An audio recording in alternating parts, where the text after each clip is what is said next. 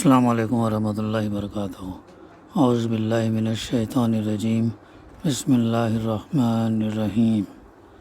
والمرسلات عرفا فالعاصفات عصفا والناشرات نشرا فالفارقات فرقا فالملقیات ذکرا عذرا او نذرا انما توعدون لواقع فاذا النجوم طمست وَإِذَا السَّمَاءُ فُرِجَتْ وَإِذَا الْجِبَالُ نُسِفَتْ وَإِذَا الرُّسُلُ أُقِّتَتْ لِأَيِّ يَوْمٍ أُجِّلَتْ لِيَوْمِ الْفَصْلِ وَمَا أَدْرَاكَ مَا يَوْمُ الْفَصْلِ وَيْلٌ يَوْمَئِذٍ لِّلْمُكَذِّبِينَ۔ صدق اللہ العلی العظیم۔ رب اشرح لی صدری ویسر لی امری واحلل عقدۃ من لسانی یفقہوا قولی رب زدنی علما۔ قسم ہے ان کی یعنی ہواؤں کی جو پے در پہ بھیجی جاتی ہیں، پھر طوفانی رفتار سے چلتی ہیں، اور یعنی بادلوں کو اٹھا کر پھیلاتی ہیں، پھر یعنی ان کو پھاڑ کر جدا کرتی ہیں، پھر یعنی دلوں میں اللہ کی یاد ڈالتی ہیں، عذر کے طور پر یا ڈراوے کے طور پر۔ جس چیز کا تم سے وعدہ کیا جا رہا ہے وہ ضرور واقع ہونے والی ہے۔ پھر جب ستارے ماند پڑ جائیں گے اور آسمان پھاڑ دیا جائے گا اور پہاڑ دھنک ڈالے جائیں گے اور رسولوں کی حاضری کا وقت آ پہنچے گا، اس روز وہ چیز واقع ہو جائے گی۔ کس روز کے لیے کام اٹھا رکھا گیا ہے؟ فیصلے کے روز کے لیے۔ اور تمہیں کیا خبر کہ وہ فیصلے کا دن کیا ہے؟ تباہی ہے اس دن جھٹلانے والوں کے لیے۔ سوال بھی کیا گیا اور اس کا جواب بھی دیا گیا۔ کیا جواب؟ تباہی ہے اس دن جھٹلانے والوں، جو جھٹلاتے ان کے لیے تباہی ہے۔ سورہ المرسلات کی آیت نمبر 1 سے آیت نمبر 15 تک کی تلاوت اور اس کی ترجمانی ہم نے ابھی سماعت کی۔ گزشتہ ہمارے مطالعے میں تقریباً 6 آیتوں تک کا مطالعہ ہو چکا ہے۔ 7ویں آیت کے اندر جو فرمایا گیا تھا انما توعدون لواقع، یعنی وہ ضرور واقع ہونے والی ہے۔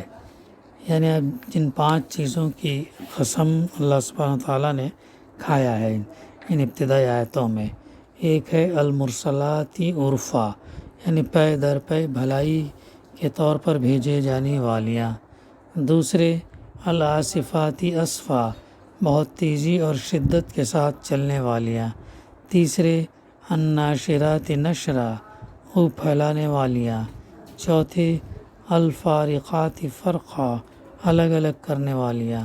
پانچویں الملقیات ذکرا، یاد کا القاء کرنے والیاں۔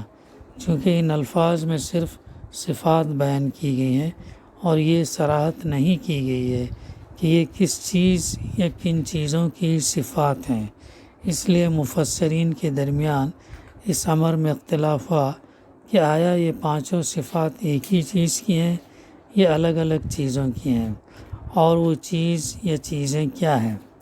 ایک گروہ کہتا ہے کہ 5 سے مراد ہوائیں ہیں، دوسرا کہتا ہے کہ 5 سے مراد فرشتے ہیں، تیسرا کہتا ہے کہ پہلے 3 سے مراد ہوائیں ہیں اور باقی 2 سے مراد فرشتے، چوتھا کہتا ہے کہ پہلے 2 سے مراد ہوائیں ہیں اور باقی 3 سے مراد فرشتے، اور ایک گروہ کی رائے یہ بھی ہے کہ پہلے سے مراد ملائکہ رحمت، دوسرے سے مراد ملائکہ عذاب، اور باقی 3 سے مراد قرآن مجید کی آیت ہے۔ تو یہ ان آیتوں کے درمیان میں جو ہے یہ اختلاف، یہ قول ہمیں نظر آتا ہے۔ اب مفسر کے نزدیک یعنی تفہیم القرآن کے مفسر مولانا سید ابو الاعلیٰ مودودی کے نزدیک پہلی بات تو یہ قابل غور ہے کہ جب ایک ہی سلسلے کلام میں 5 صفات کا مسلسل ذکر کیا گیا ہے اور کوئی علامت بیچ میں ایسی نہیں پائی جاتی جس سے یہ سمجھا جا سکے کہ کہاں تک ایک چیز کی صفات کا ذکر ہے اور کہاں سے دوسری چیز کا صفات کا ذکر شروع ہوا ہے، تو یہ کیسے صحیح ہو سکتا کہ محض کسی بے بنیاد قیاس کی بنا پر ہم یہ سمجھ لیں کہ یہاں 2 یا 3 مختلف چیزوں کی قسمیں کھائی گئی ہیں، بلکہ اس صورت میں نظم کلام خود اس بات کا تقاضا کرتا ہے کہ پوری عبارت کو کسی ایک ہی چیز کی صفات سے متعلق مانا جائے۔ دوسری بات یہ ہے کہ قرآن مجید میں جہاں بھی شک یا انکار کرنے والوں کو کسی حقیقت غیر محسوس کا یقین دلانے کے لیے کسی چیز یا بعض چیزوں کی قسم کھائی گئی، وہاں قسم دراصل استدلال کی ہم معنی ہوتی ہے، یعنی اس سے مقصود یہ بتانا ہوتا ہے کہ یہ چیز یا چیزیں اس حقیقت کے صحیح و برحق ہونے پر دلالت کر رہی ہیں۔ اس غرض کے لیے ظاہر ہے کہ ایک غیر محسوس شے کے حق میں کسی دوسری غیر محسوس شے کو بطور استدلال پیش کرنا درست نہیں ہو سکتا، بلکہ غیر محسوس پر محسوس سے دلیل لانا ہی موضوع اور مناسب ہو سکتا ہے۔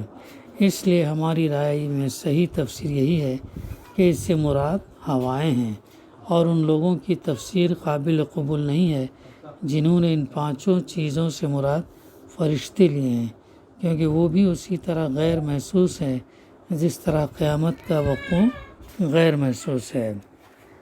آگے اب غور کیجئے کہ قیامت کے وقوع پر ہواؤں کی یہ کیفیات کس طرح دلالت کرتی ہیں۔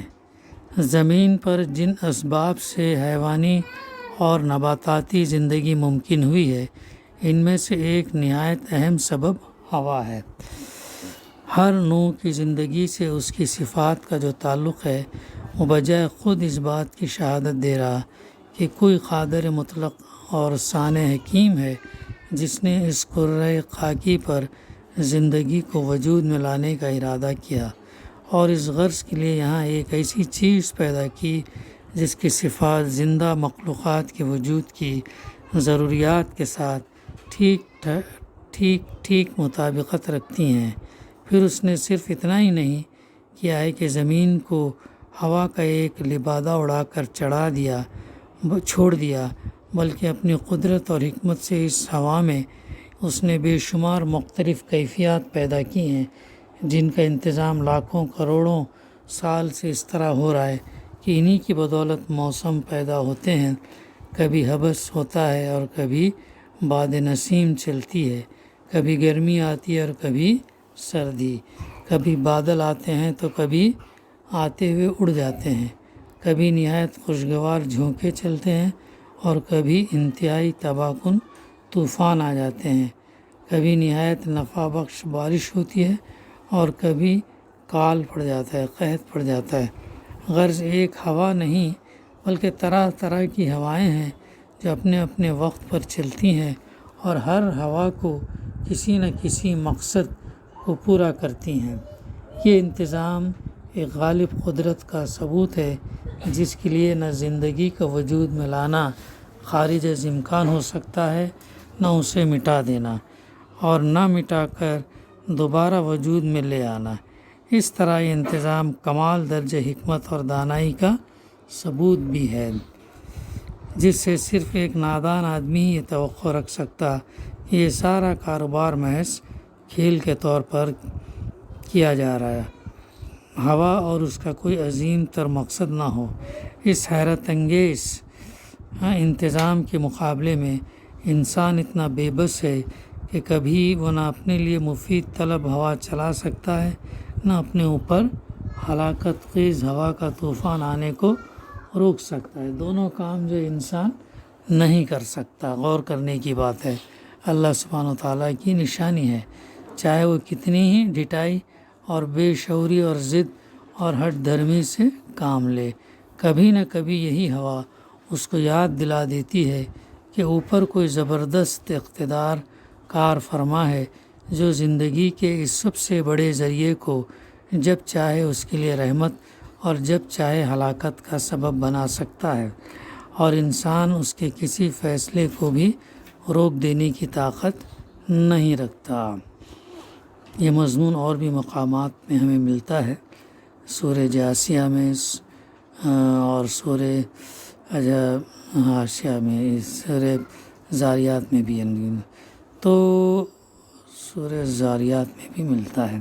تو اس طریقے سے یہ مفسر نے یہاں پر جو ہے جن صفات کی اللہ سبحانہ وتعالیٰ نے قسم کھائی وہ گویا ہوائیں ہیں، اس کی ان دلیلیں جو ہے یہاں پر بیان کیا ہے۔ پھر اس کے بعد جو ہے فرمایا جا رہا فَإِذَا النُّجُومُ طُمِسَتْ، پھر جب ستارے ماند پڑ جائیں گے، یعنی سٹارز کیا ہو جائیں گے، مدھم ہو جائیں گے، ڈم ہو جائیں گے۔ دنیا میں کتنے سٹارز ہیں یہ ہم جو ہے اسے گن نہیں سکتے۔ سٹار وہ ہے جو روشنی دیتا ہے، سیارے یعنی وہ پلانٹ ہے جو روشنی نہیں دیتے ہیں بلکہ اس کے ساتھ کچھ چاند بھی ہوا کرتے ہیں۔ تو یہ ایک آسٹریلین آسٹرونومر نے کچھ سال پہلے اپنی تحقیق میں لکھا تھا کہ جب ہم کسی اندھیری رات میں جب سڑکوں کے لائٹ بھی اگر بند رہو تو اس اندھیری رات میں جب ہم اگر آسمان پر نگاہ ڈالیں گے تو کم سے کم ہم کو 5000 ستارے جو ہے نظر آئیں گے۔ اور پھر بعد میں اس نے اور یہ تحقیق کر کے وضاحت کی کہ دنیا میں جتنے کنکر ہے اس سے کہیں زیادہ جو ہے ستارے ہیں جو ستارے روشنی دیتے ہیں۔ یہ ہے وہ اللہ سبحانہ وتعالیٰ کی قدرت، اور یہ ہے وہ اللہ سبحانہ وتعالیٰ کے کائنات کا ایک حصہ۔ اتنا یعنی زبردست یہ ہے نشانی اللہ تعالیٰ۔ تو ان نشانیوں کو اللہ تعالیٰ بار بار اس لیے یہ کرتا ہے تاکہ انسان گواہ رہے کہ یہ جو کام کر رہے ہیں، یہ جو صفات ان کے اندر سے، یہ ان کے اس سے نہیں کر رہے ہیں، نہ بلکہ اللہ کے اذن سے کر رہے ہیں۔ اپنی مرضی سے کچھ بھی وہ کام صادر نہیں کر سکتے۔ تو یہ ہے، تو اللہ تعالیٰ اس قیامت کے مناظر کا تذکرہ بیان فرمایا کہ جب ستارے کیا ہو جائیں گے، ماند پڑ جائیں گے، ڈم ہو جائیں گے، ڈارک ہو جائیں گے۔ پھر اس کے بعد فرمایا وَإِذَا السَّمَاءُ فُرِجَتْ، اور آسمان پھاڑ دیا جائے گا، یعنی عالم بالا کا وہ بندہ ہوا نظام جو سسٹم ہے جو الیکٹرو میگنیٹک فورسز سے جکڑے ہوئے ہیں وہ ختم کر دیا جائے گا، جس کی بدولت ہر ستارہ سیارہ اپنے مدار پر قائم ہے، اپنے آربٹ میں قائم ہے، اور جس کی بدولت کائنات کی ہر چیز اپنی اپنی حد میں رکی ہوئی ہے، توڑ ڈالا جائے گا، اور اس کی ساری بندشیں اس دن قیامت کے دن اللہ سبحانہ وتعالیٰ کھول دے گا۔ یہ ہے وہ قیامت جس کا تذکرہ بار بار ہم کو قرآن مجید میں ملتا ہے۔ آسمان بغیر شغاف کے، بغیر ستون کے، بغیر کسی اور کے، بلکہ صرف ایک گیسز کے اوپر صرف ایک خلا ہے۔ جب ہم دنیا سے جب نکلتے ہیں تو خلا ہی خلا ہم کو نظر آتا ہے۔ تو اللہ عالم بالصواب، کیسا ہے ہم اس کی زیادہ تفسیر میں نہیں جا سکتے۔ پھر آگے فرمایا وَإِذَا الْجِبَالُ نُصِفَتْ، اور پہاڑ دھنک ڈالے جائیں گے۔ وَإِذَا الرُّسُلُ أُقِّتَتْ، اور رسول کی حاضری کا وقت آ پہنچے گا۔ یعنی یہ جو قرآن کریم میں متعدد مقامات پر یہ بات بیان کی گئی کہ میدان حشر میں قیامت کے دن جب نوع انسانی کا مقدمہ پیش ہوگا تو ہر قوم کے رسول کو شہادت کے لیے پیش کیا جائے گا تاکہ وہ اس امر کی گواہی دے کہ اس نے اللہ کا پیغام ان لوگوں تک پہنچا دیا تھا۔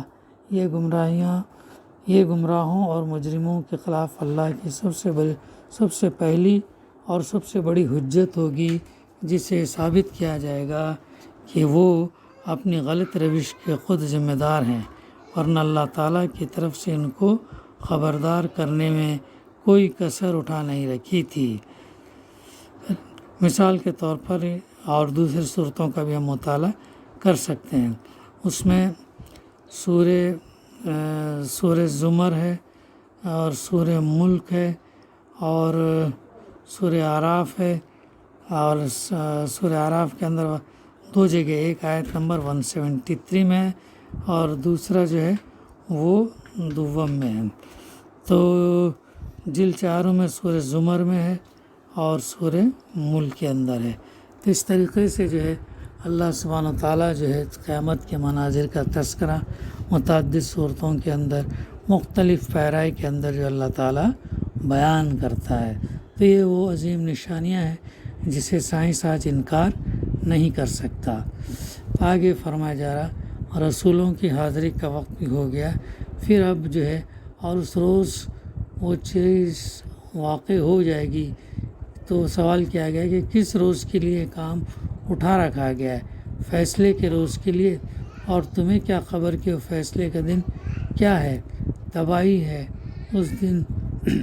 اس دن جھٹلانے والوں کے لیے، یعنی ان لوگوں کے لیے جنہوں نے اس دن کو آنے کی خبر کو جھوٹ سمجھا اور دنیا میں یہ سمجھتے ہوئے زندگی بسر کرتے رہے کہ کبھی وقت نہیں آنا ہے جب انہیں اپنے اللہ کے سامنے حاضر ہو کر اپنے اعمال کی جواب دہی کرنی ہوگی۔ یہ ہے فیصلے کا، اور تمہیں کیا خبر کہ فیصلے کا دن کیا ہے؟ تو اللہ تعالیٰ نے اس کا جواب دیا وَيْلٌ تباہی یومئذ للمکذبین، یعنی اس دن جھٹلانے والوں کے لیے کیا کرے گا اللہ تعالیٰ؟ وہ فیصلے کا دن بنائے گا۔ اسی کے ساتھ اس صورت کی آیتوں کی تفسیر کا سلسلہ ختم ہوتا ہے۔ دعا ہے کہ اللہ سبحانہ وتعالیٰ ہمیں کہنے سننے سے زیادہ عمل کرنے کی توفیق عطا فرمائے۔ ربنا تقبل منا انک انت السمیع العلیم وتب علینا انک انت التواب الرحیم۔ صلی اللہ تعالیٰ علی خیر خلقہ وعلی آلہ وصحبہ اجمعین۔ الحمد للہ رب العالمین۔